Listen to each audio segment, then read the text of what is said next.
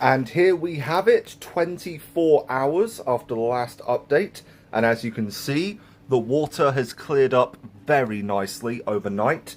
And everything is settling in. The sphagnum moss is going brown, and that is expected. Sphagnum moss, the lower layers of it will look mostly dead, as the upper layers, the ones exposed to sunlight and the freshest air, those will turn green over time as it propagates, as it grows out. But you might notice there is actually a layer of sand down here now. Once the water had cleared this morning, I was able to see exactly where the sand needed to go.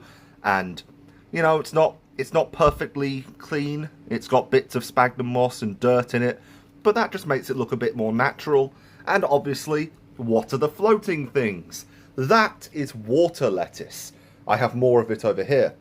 At the moment, it's not too pretty because it was in a bag and it was quite squashed, so it had flattened out in shipping.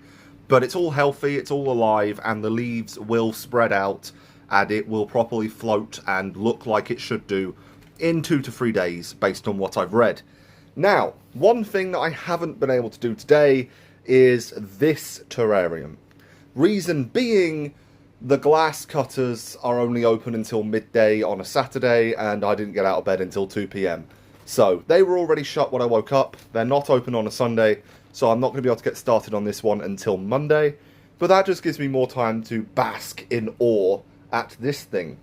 For my first large-scale terrarium, I think I've done pretty good. I've only done little terrariums in jars and old vases before, and those have looked quite nice, but I've never gone for anything quite scenic.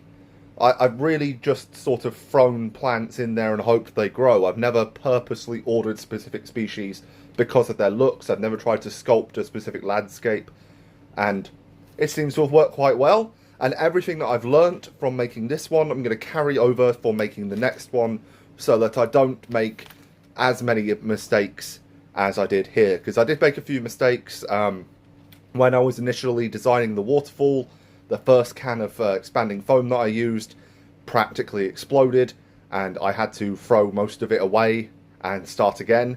And when I say most of it away, I don't mean the expanding foam, I mean everything that was in here.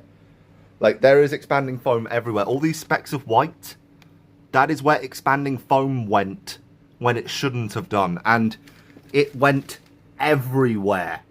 It exploded. Also, have a look at the back of the waterfall. It is just a wall of expanding foam. And that's fine, because there's rocks in the front.